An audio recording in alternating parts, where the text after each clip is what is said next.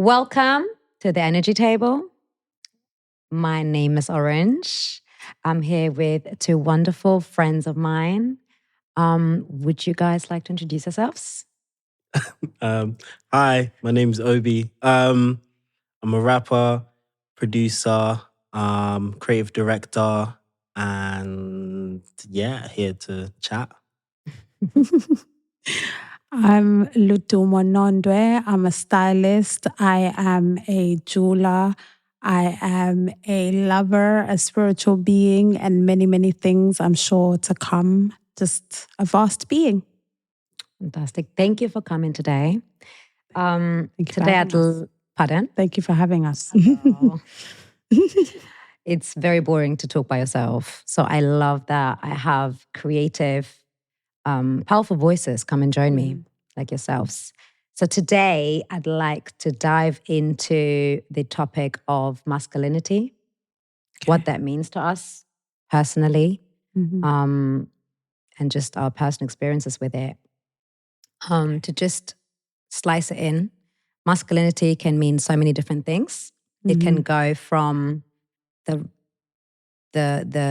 role of a man. For some people, it's the masculine picture is a man. Whilst we also, I think in 2025, understand that we have different sides to ourselves representing feminine and masculine energy. And we make journeys with that. And I just wanted to pick you guys' brain when it comes to your relationship to masculinity. What does that mean to you? How would you define healthy masculinity? How would you define so-called toxic masculinity? And so on. Okay. Well, I could say personally, I feel a lot of men feel like it's not okay to be in a feminine energy where it's softer. And I don't know where they get that idea from because everybody's experience is different. You know, everybody's experience is different. But for me personally, I like a man who is teachable and who can also be led, because I know that women are meant to be led by men, but I think it's also important for women to be able to lead a man who is teachable, where you can teach each other and learn without undermining one another.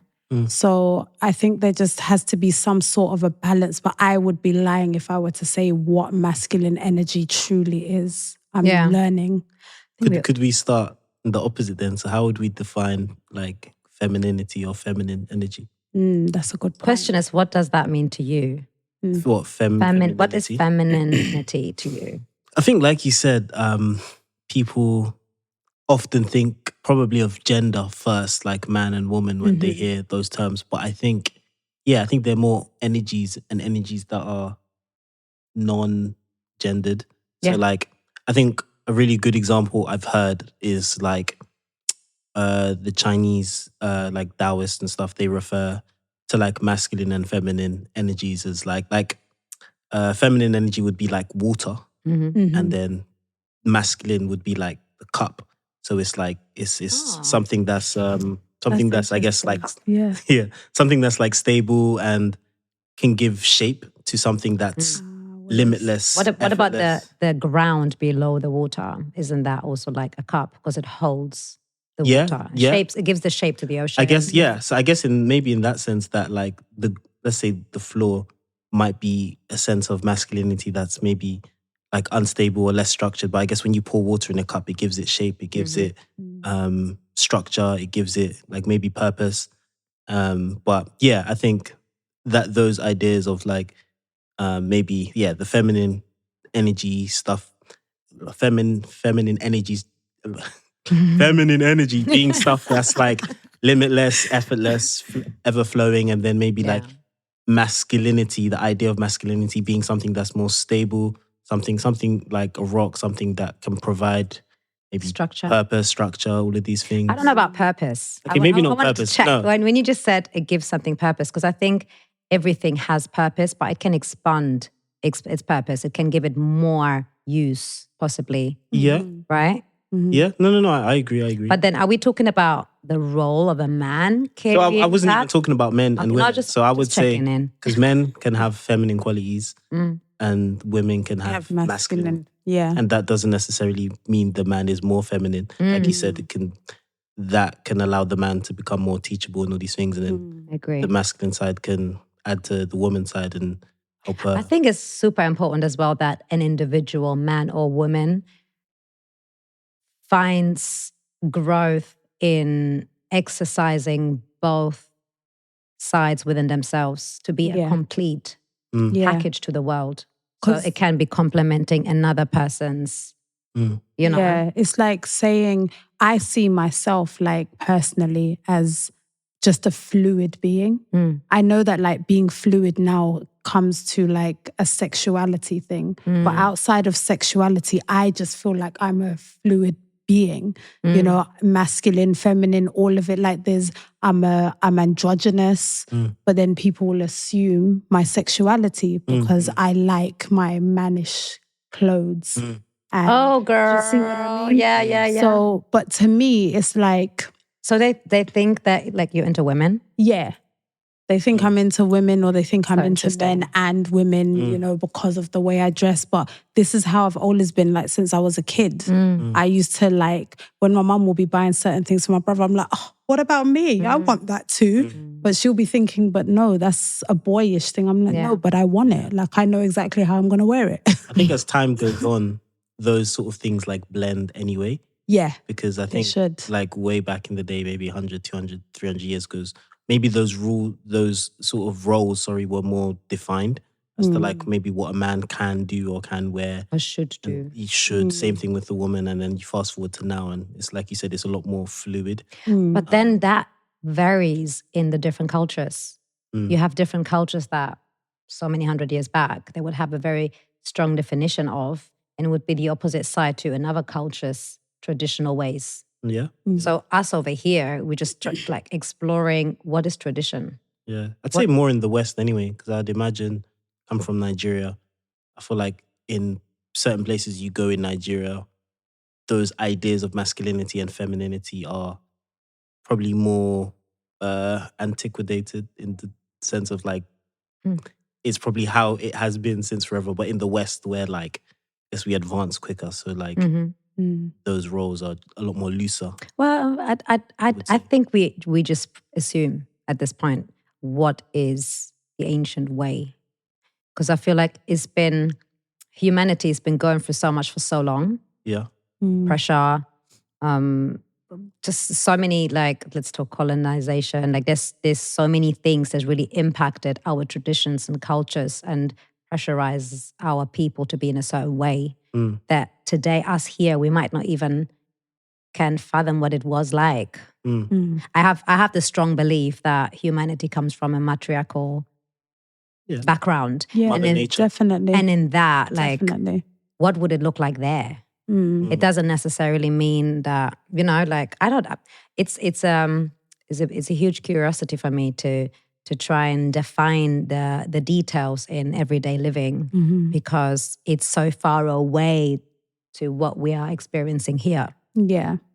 To even understand, because the man, I don't want to see the masculine, because this is something that everyone carries, but the man would have had a different identity to self or a different source to have a sense of appreciation for self or a sense of achievement, because it's just built differently. You're raised differently. You aspire differently. Because I feel like man today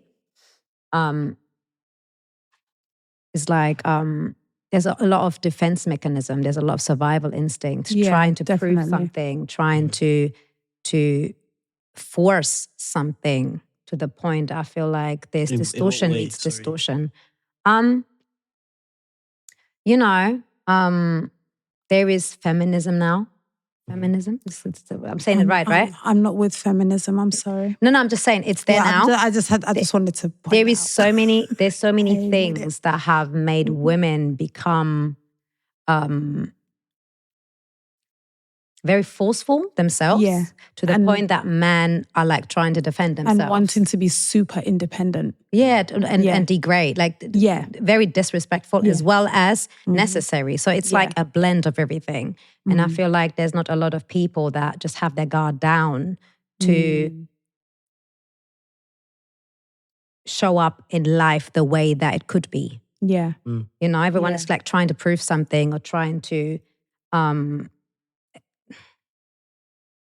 I don't know. Is that not maybe because like there's so much categorizing in life now? Everything is kind of categorized, like labeled. In a box. So I feel like it creates an extra pressure that is unnecessary when someone can just, or people can just be. And then those who are meant for you will come, those who are not will exit to the left, whatever. But I think we're so focused. There's like such a divide. There's such a huge divide of men and women, masculine, feminine, all of that. There's just gender wars. Yeah. It's just a whole lot. But like I said, I am not with the feminism thing. I feel like it's gone way too far. Listen, I didn't want to work.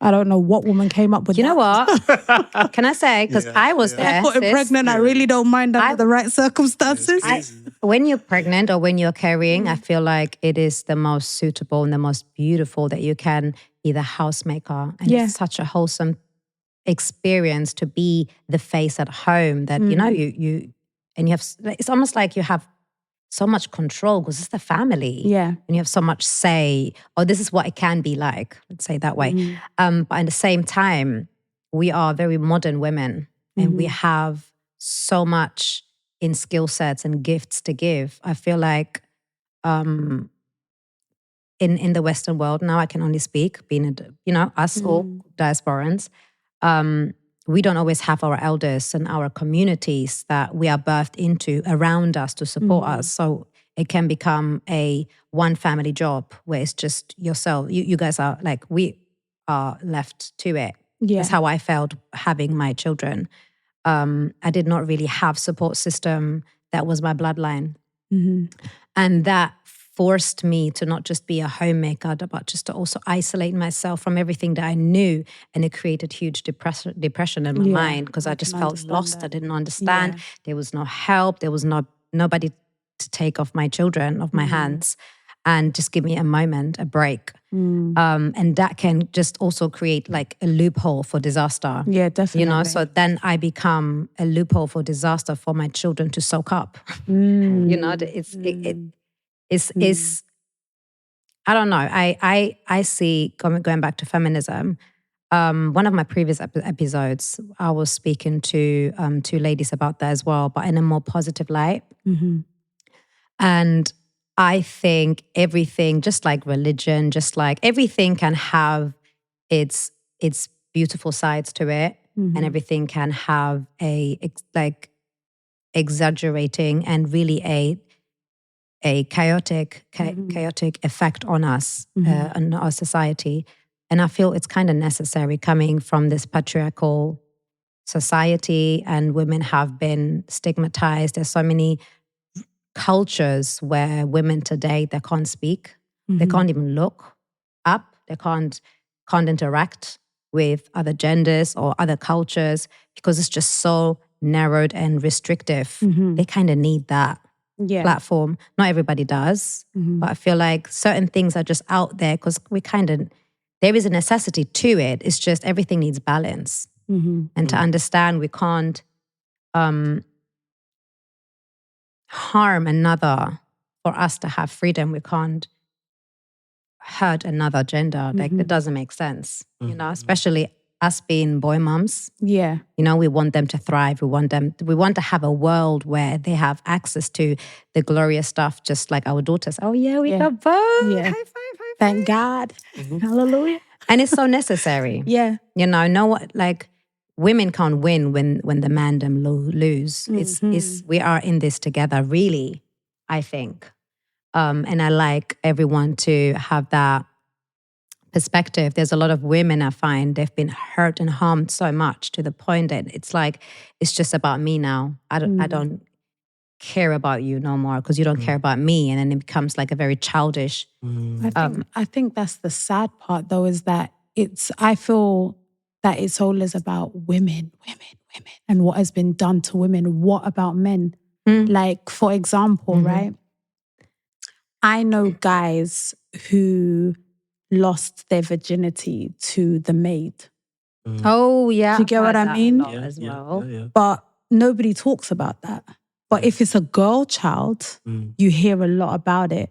I think also the way the perception is as well, because I guess with the guy, there's this idea that glorification. Yeah, and there's a sort of power involved, even though you've been manipulated. Really. Yeah. And so you even have to redefine that before you can now even talk about it. But a lot of men are in that space where it's like, no, there's something I've done here that was powerful, and it's like, no, something has been done to you. Yeah, definitely. So that's an interesting thing as well. I think just like we are being transparent here with ourselves, with each other, I think it's important that people learn to have honesty with themselves. You know, not to get someone else to high five you and say, oh, you're doing this right. Or, you know, you're on the right course. Like it should be something that you can judge for yourself. Yeah, definitely. Because it might look very, very different from the person next to you. Sometimes it should look very, very different to the person next to you. But it's like coming up and looking very different and so-called awkward. A lot of people avoid it because they don't want to be in the limelight because of bullying, because of stigmatizing, not fitting in a category, maybe having the prospect of losing work or losing relationships or being questioned or not being trustworthy because of the different changes that you may go through. Yeah. You know, so I feel winding back to masculinity. Where does this insecurity come from? Because we've been existing for so long as a species, but we feel so confused when it comes to our internal world and who we are, what we are, right? The beauty of the spectrums that we are. You know, we allocate being soft to femininity, but okay, actually it is femininity because we have the both sides. Because I love soft men. Like I think it's so beautiful to have emotionally aware. Yeah. I was going to say, how are you defining soft? What's a soft man and what's a hard? Someone in tune with their internal space, even if that may come across confusing to self, but being able to detect that and even having the courage to verbalize that and making room for self. You know, sometimes to be like, I'm not feeling well. I need time to myself, and being able to verbalize that in a calm manner. So vulnerability. It's something very beautiful. And do you think those are qualities women want? Because I would imagine, because I do. You get more. I would, because you get more of the men who probably aren't vulnerable because of the fact that maybe women can use that vulnerability against them. Vice versa. Or like the idea that like now being vulnerable just makes you weak in general. And again, if there's this idea that the man needs to be the leader, the man needs to be strong, if he's now expressing weakness, then I don't know. It's not weakness. Don't define it as No. I'm just saying this is how guys tend to think. Yeah. Like, okay. But even women think that. But I guess the guy in the, I guess if we're looking at a heterosexual relationship, it's like the woman would want the guy to lead. So if he's now being the soft thing, I'm just saying that you're saying this. So if the woman, if the man is now doing all of these things that are defined as soft, he is now not a man she would look up to. Can I say? Because I've had some social media conversations about this. You know, when somebody posts something and then you have these comment conversations, and I've caught myself in a few of these because I find, personally, I can only speak for myself, when someone shows emotions and vulnerability and even insecurity, for me, that's not something that shows lack of leadership. In fact, opposite. I would trust that way more, someone who can express that, than somebody who would hide that. Yeah. And would try and cover it up and try and force a lane that could have a crash at the end of it because of trying to cover the reality that's residing within them. So for me to see a man cry, for me to see a man showing insecurities does not mean he's just constantly insecure. I'm smiling. I'm smiling. I'm smiling at the crying part because I think a man crying is one of the most beautiful things. I feel like the average woman doesn't. I have to say, there had to be a but. I'm so sorry because of experience. Cool. Okay, there are some men who actually bring on the waterworks as manipulation. Yeah. Oh, okay. Yeah. So that I do not want. But that genuine, a man crying where he can cry, he feels safe enough to cry, I think that is so beautiful. But some women don't like that. They do see that as a weakness. But they also don't like to cry usually. It's like, it's you. Again, we've come from a duality of distortions. It's not just men have been under pressure. Women have also been under pressure and been misguided or misled to be in a certain way that now leaves them to not really understand what is healthy. You know, and even becoming a mother doesn't always mean your mind will be falling into common sense. Like if someone is on survival mode, they will be in survival mode and act irrational until they unpack whatever is going on within them. You know, it's a very courageous path. Here's an interesting question. So obviously we're human beings, right? So there's like... Are we? Wait. Wait, stop it. I'll lose my train of thought. Because I guess like we're animals that have conscious thought is kind of how we are. So like there's two sides to us. There's our like animalistic side and our like human side. Like we can think about the past, present, future. We can build, we can do all these things. My question is, as animals, do you think there's probably some sort of biological advantage to being like maybe in the realm of masculinity, an animal that is like, doesn't need to be weak and vulnerable and crying all these things? Because even the idea like our bodies apparently, like Homo sapiens, we're like 100,000 years old, but like our minds are more advanced than our bodies are. So like even if you look at like a pack of Haribos, that's more sugar than we need for like 100 lifetimes. Like there's so much stuff in our modern world that our actual bodies haven't caught up on. So do you think there's this idea that maybe being like, or having these toxic masculinity traits serves some sort of biological advantage? What do you think, Corey? I don't think so. I think it's just part of... Because, just to add Wait, let me just say that one sentence. Okay. I think it's the class we're in as people. Like, we learn. We as a species, we're going full circle and we are unlearning things. But anytime you come to unlearn something, it's through pressure, through something that could be perceived as a mistake, something that we come to realize, it's actually not necessary, but we still have to do it first. Right? So I feel we will do wrong until we realize, hey, it's wrong. Let's try something else.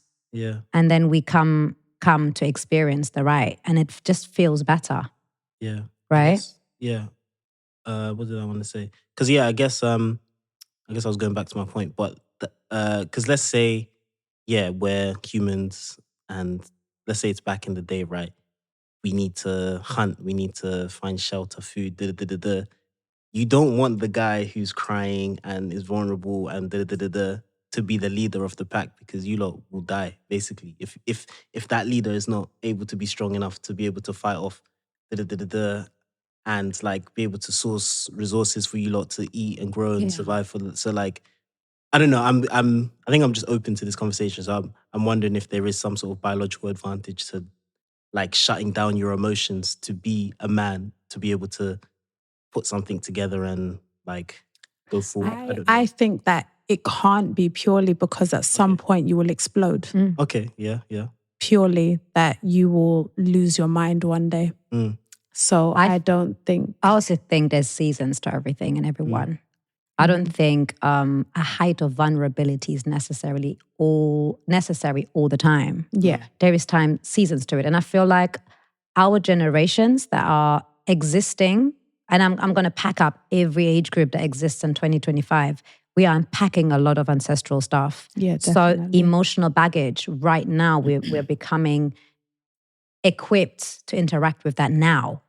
I don't think 100 years ago, it was the time. There was just so much going on.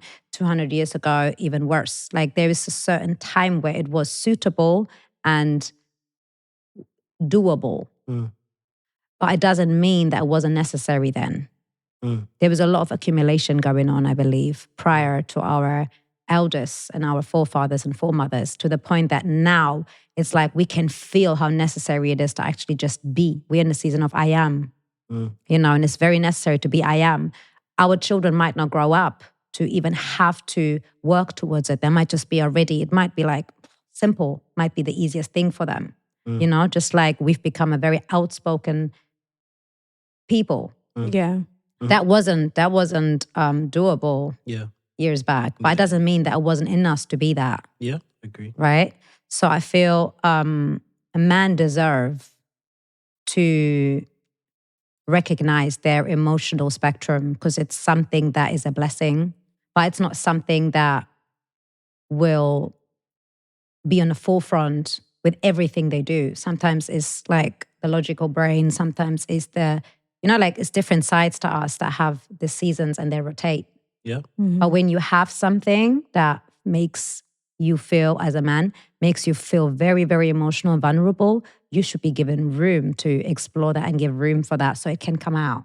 Yeah. And it can, like the last episode was speaking, the two last episodes, second last episodes, I was speaking about this 90 seconds thing where when you have an emotion, your body purges it within 90 seconds and you kind of come back, reset. But our mind gets kind of attached to the emotion and just wants to dwell and to excessively do things. Yeah.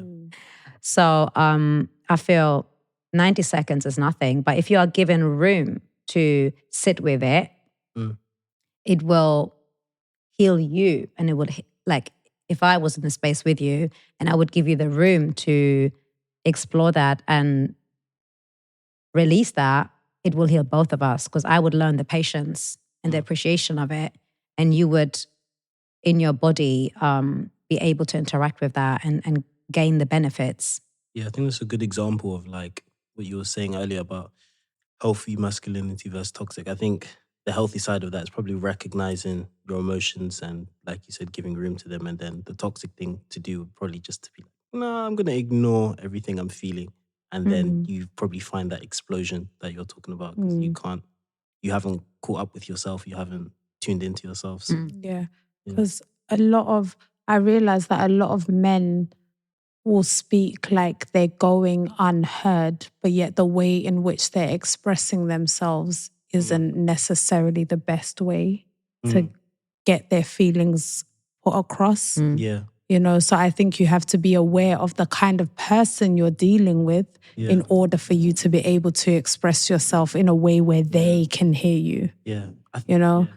We need to pay more attention to who we're dealing with, because a lot of the time there's a lot of conflict because people are just not recognizing who they are specifically dealing with in order to express themselves properly. Yeah. So you'll find... Yeah. I find a lot of men complaining. I hear guys on the phone and they're like, she did. And I'm like, this sounds really exhausting. I mean, if I were you, I'd leave. Yeah. But, it is what it is. But it's easier said than done, innit? Yeah. But I think there's a lot of, I feel like people feel like there isn't more when there's so much more, because then they're not seeing more. But if you change the way you are, I think if you apply, how can I put it? If you apply spirituality to everything, then you just move differently in general. Like small things that may seem like nothing to someone else. Define spirituality, because I feel some viewers might still discover their understanding of spirituality.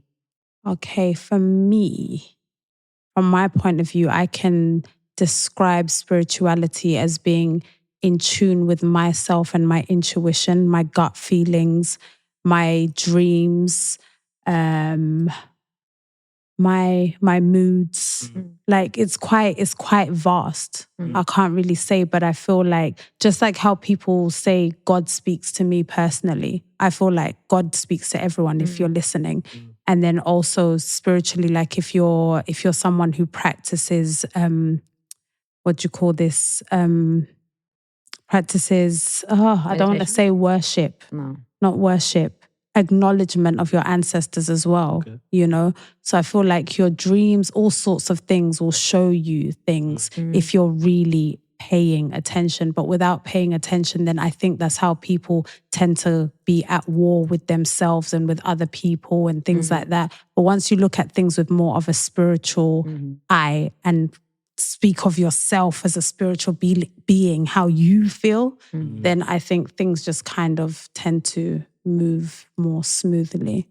Yeah. I also find it's very important that expression shouldn't always come with an expected reaction and response. It's really about you getting it off your chest. Whoever's right in front of you, if they don't appreciate it, they don't like it, it's fine because it's off your chest.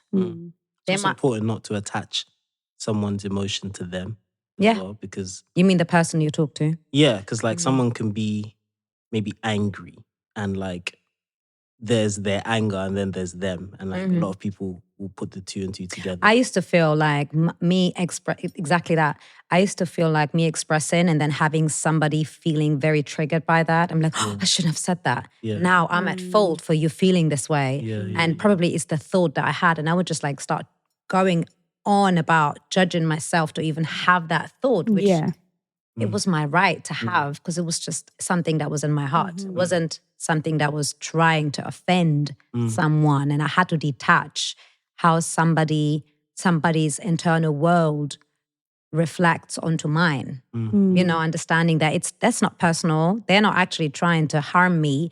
They just can't necessarily receive me, and that's absolutely fine, because if I go over there and I express myself, they can receive me, and it's welcomed. So it's just being true to yourself and having that relationship with yourself that I find is really the most important thing, which is why expression and emotions exist. We bond with the right people.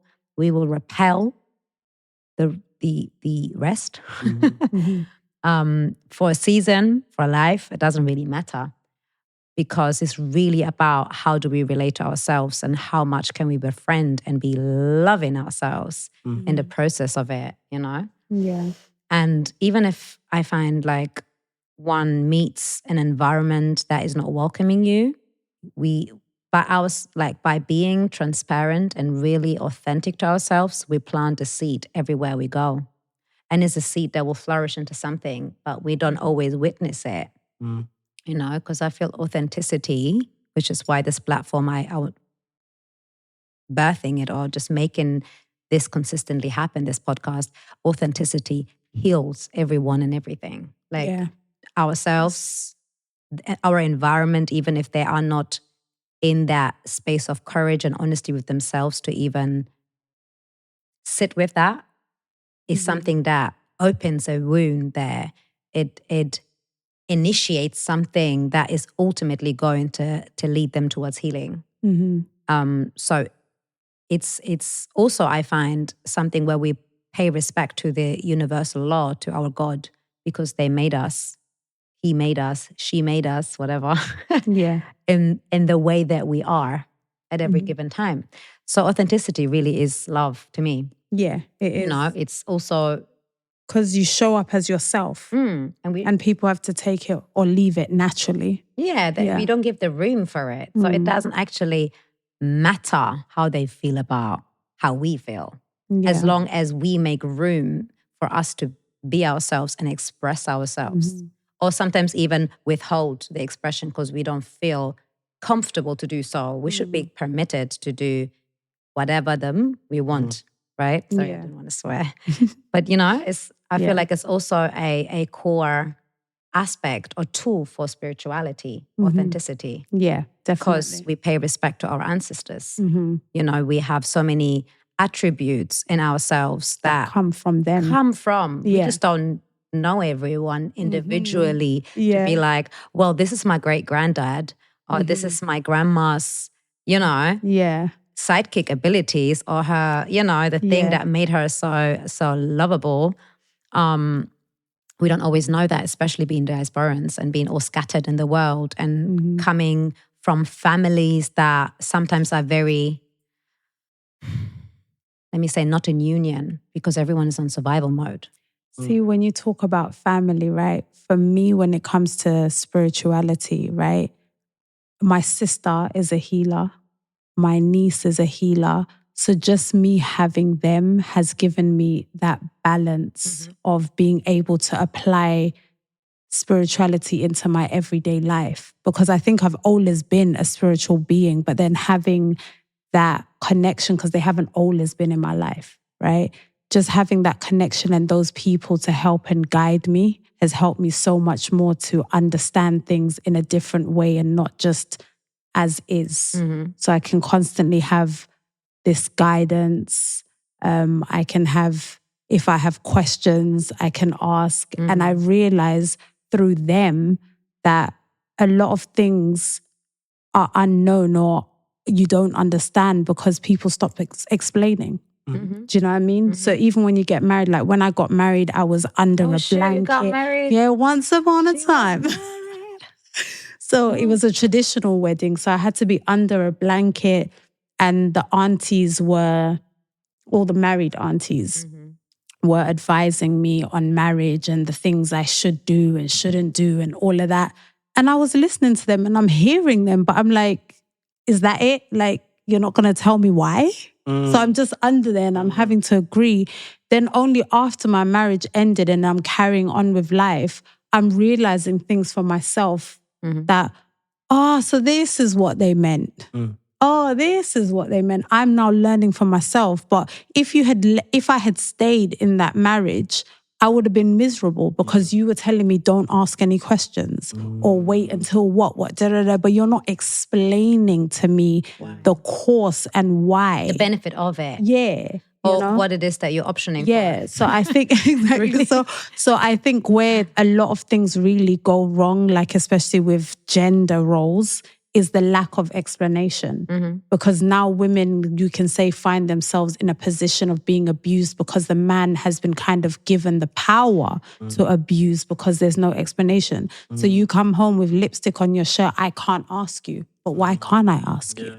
But I feel like it comes from a generation that had to surrender to that and they're just trying to pave the way for you as it was paved to them. You know, like people can and only offer. Back in the day, like women would have had, especially in the West anyway, like lack of like voting rights, or like there was once upon a time women couldn't have bank accounts. So if your guy is bringing home the bread, you can't even really ask him because like you might not have a bank account or a job to even. Looking at that now, I need a man to control my money because I be spending.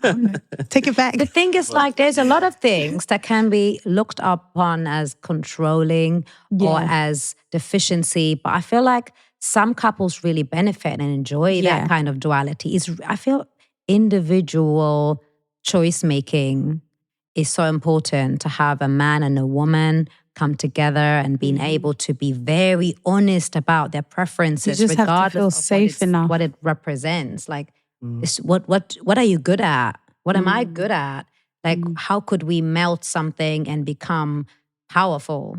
Partnership. But it's being honest, not just by looking at stigmas and threats and things that could be like scary. Because I don't know. Would you say, I would say, I don't know what you guys would say, but I would say maybe we all have a lack of feeling safe. Because in the context of other relationships or within like ourselves? Within other people, like we don't feel safe with the next person. Oh, I have. I mean, you know, I love to like just throw myself under the bus. Yeah. But I do, like, I think I'm very confident, but I have this huge voice in the back of my head that constantly pulls me back and be like, are you sure? Because of having been so courageous prior, and it just smacked me in the face and then again and then again. And then even if I don't want to, I do still create the platform to try and be honest, but then I like withdraw myself quickly because I'm like, oh shit, I don't want this to repeat itself. Yeah. And then I'm like, but I'm not really where I was.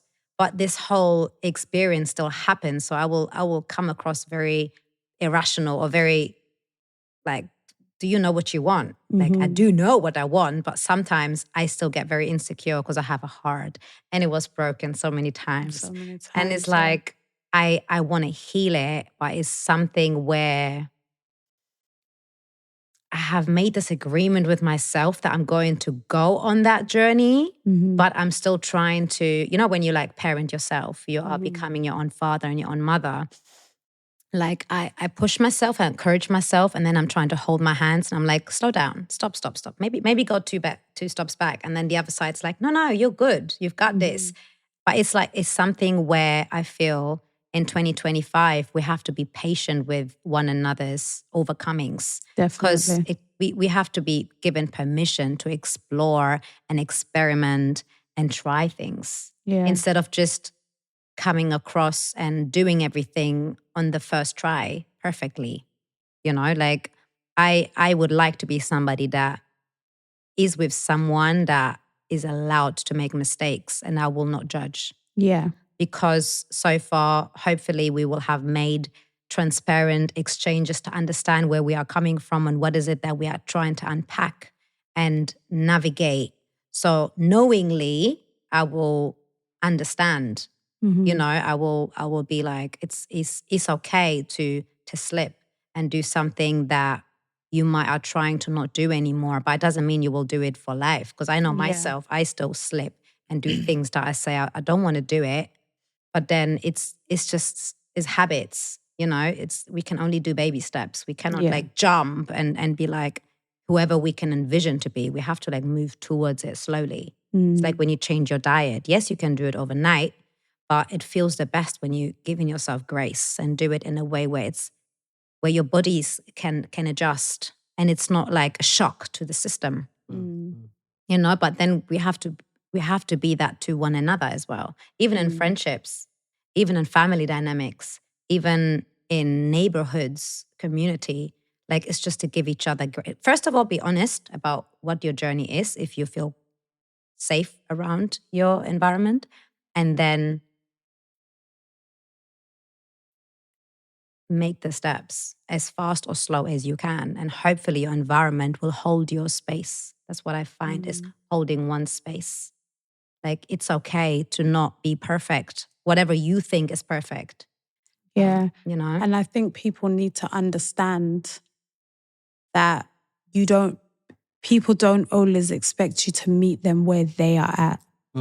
Like for me, for example, I don't expect anyone to feel like, oh, but she seems so spiritually in tune. I have to know this and I have to know that. Like we're meant to be teachable. Like even the space that you're at in life, even if you're looking at me as being further or higher, wherever you want to see it, for me, we're meant to be teaching each other and learning from each other. It's meant to be an experience and exchange. So I think a lot of the times people tend to see each other somehow as some sort of competition. Yeah. When you're just and people be fantasizing about you too.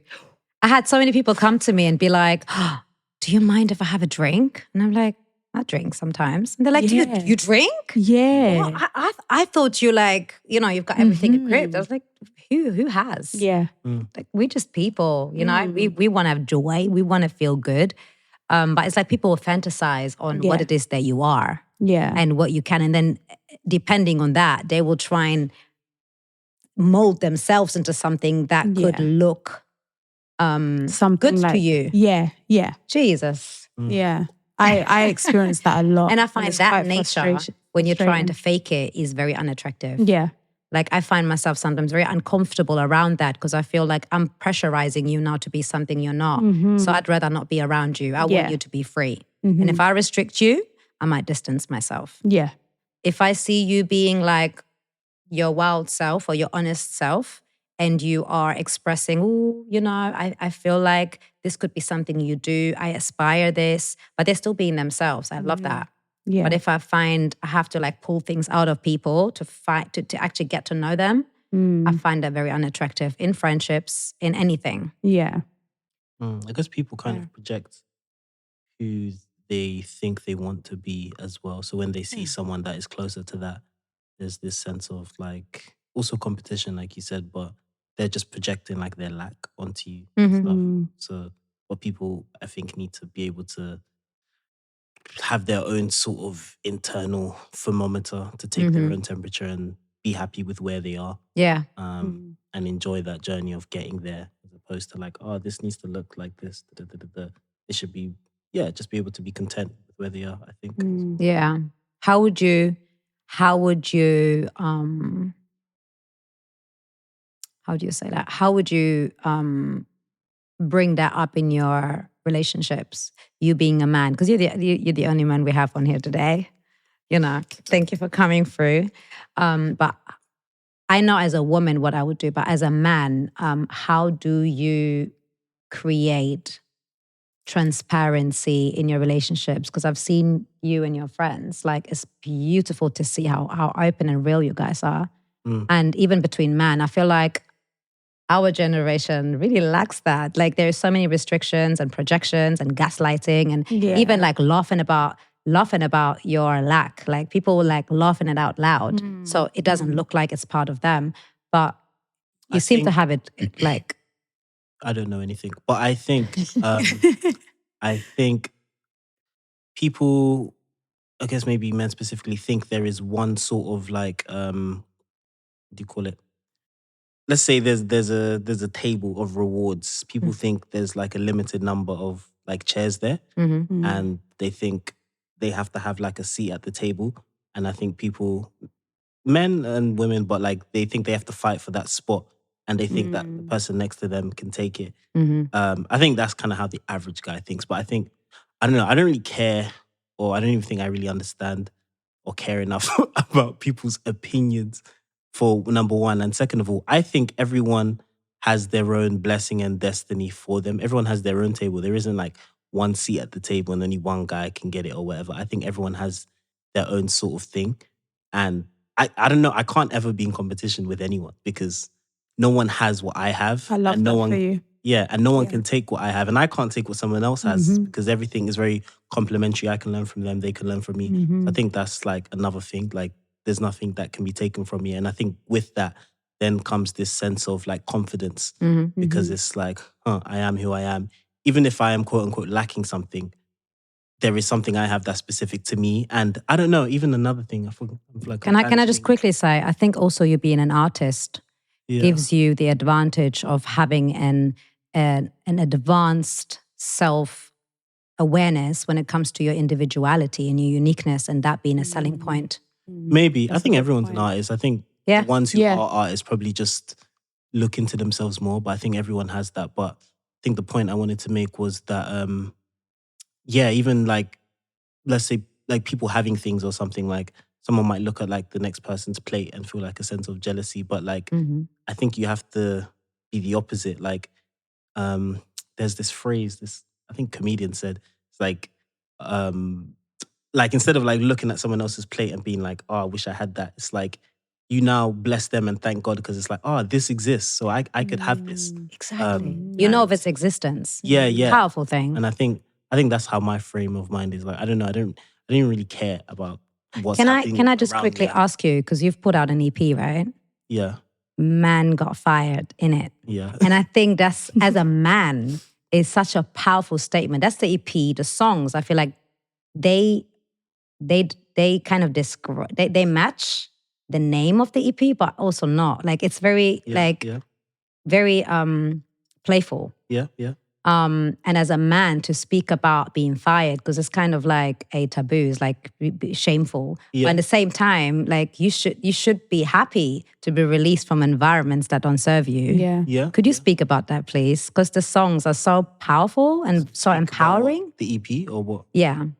The EP? Yeah. Oh, okay. I was like, about what? Where does the name come? Like, how did you get to the name? And it's a bit of a joke. Driving force. Yeah, it was a bit of a joke, I think. So like, I had a job, and then like I lost my job, and then I don't know. Like, if you're ever in the gym at like 10 a.m., there's like two types of people there. There's like the unemployed, or those that like have money and don't actually need to be anywhere. And then I don't know. I was just like doing stuff, and people be like replying to my story, like. And like, oh, like, do you not have a job? And I was like, no, man got fired in it. And then, like, It just became like a joke. So you became free, basically. Yes, no, it's whatever. But yeah, and then I don't know, and then I guess there's 4 songs on there, but it was just, I guess, talking about not just employment, but like the ideas of, I think, being a creative and trying to thrive as an artist in an industry where I guess money is like I don't know, like there's so many artists, but like only a few, I guess, get there. So like trying to create that financial freedom or sustainability through art, because everyone can paint pictures, but if all you're doing is painting pictures and you're not making any money, you're just gonna die of hunger. Can you tell the viewers where they can find that EP? The songs are so powerful. Like they're so powerful and so empowering. I don't know if I showed you, but they're so powerful. Spotify. Okay, it's called Man Got Fired in it. Spotify, Apple Music, YouTube, Amazon, everything. And you've got like a choir on there as well, don't you? Yeah. Well, there's a song called Odd One Out, and that song like talks about, I think just. I've heard Odd One Out. Oh, you have? Yeah. Oh, nice. Yeah. It's talking about, I think, being the odd one out, especially when you're younger as well, you want to be part of something. And I feel like I felt a lot like the odd one out a lot growing up. Like, girl, I've never had the desire to fit in. No, but then that came later. And then it was like, I think to kind of be me and to love myself enough, I think I have to be the odd one out. And even in the idea of like wordplay, to be number one in anything. Number one is an odd number. It's not an even number. So like it's talking about embracing that feeling of being the odd one out. And yeah, we did a remix of like a kids choir in this school. In South London, which was cool. But, it's so powerful. Like I feel all the songs. One's called Determined as well. Yeah, it's just one's like, called Determined. And again, it's talking about the song's written from the perspective of someone that has made it, and they're like looking back at their life and they're like, I'm glad I didn't give up. I'm glad I was determined. And then I think there's a beautiful message from men. Yeah. Or women, but you being a man, we talk about masculinity and about navigating in a form where we are empowering ourselves and getting stronger at and becoming more healthy, less toxic.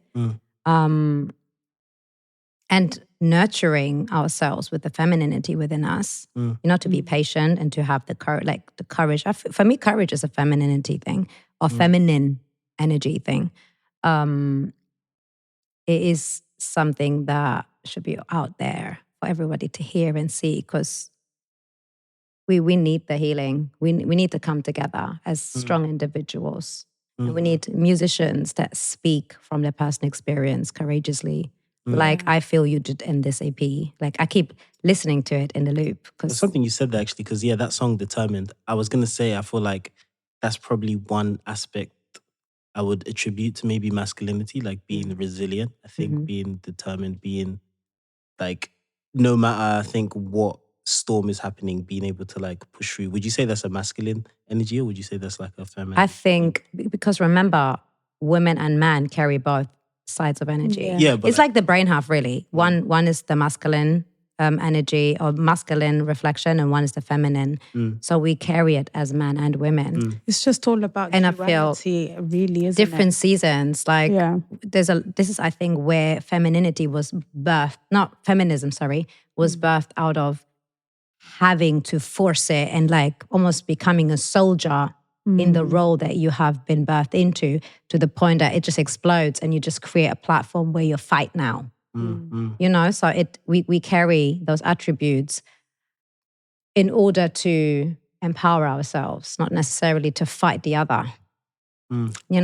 Ultimately, for me, I feel that if I can be safe enough to be free enough and authentically myself, then I don't have to think about the masculine and feminine. Yeah. I can just be.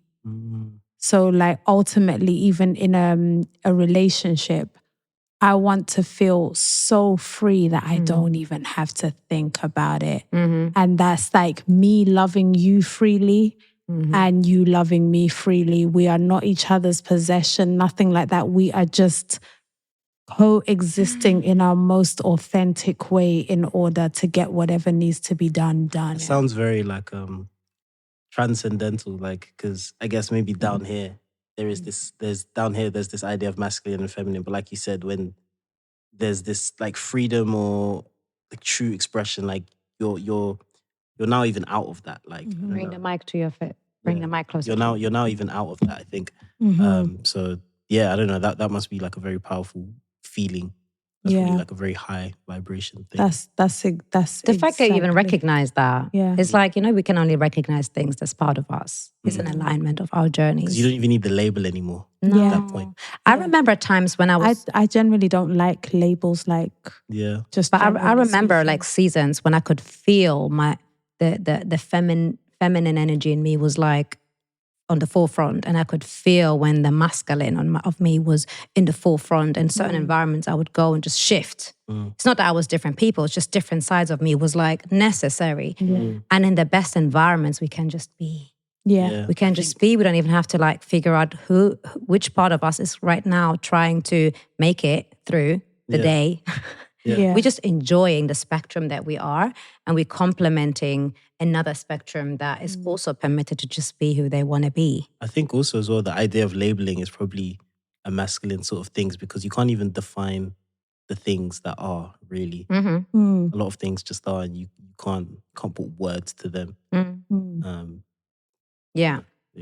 Well, guys, I think we're done with our time. Don't want to push it. But I did love the way that we were like able to bring our personal experiences in, our strengths, our weaknesses, and being transparent about it. I hope you feel good about that. Indeed. Because we shall make our viewers feel good as well. Some might have not the environments where they can have conversations like we are having. But I'd like this to be a statement, and a statement for encouragement that the more that, one can express themselves, the more we will attract the environment where we can do so. Even if we right now are in places where it creates clashes and triggers, we are just making room that way. So not for the ones speaking from a point of facts, just speaking from a point of experience or how you feel, just expression really. Exactly. As opposed to being like, I know. Yeah. Well, thank you for tuning in. If you like what you've just seen and heard, like, comment, and subscribe. You can ask us some questions. I could get my friends, my cool friends to answer as well. Thank you for spending your time and watching. Let's heal together. Let's be authentic together, because the world can do with that. What did we say? The world is starving of authenticity. Yeah. And we are feeding everyone one ego at a time. Thank you. Thank you. Love you guys. Thank you. We love you too, Mama. And till the next time. Till the next time.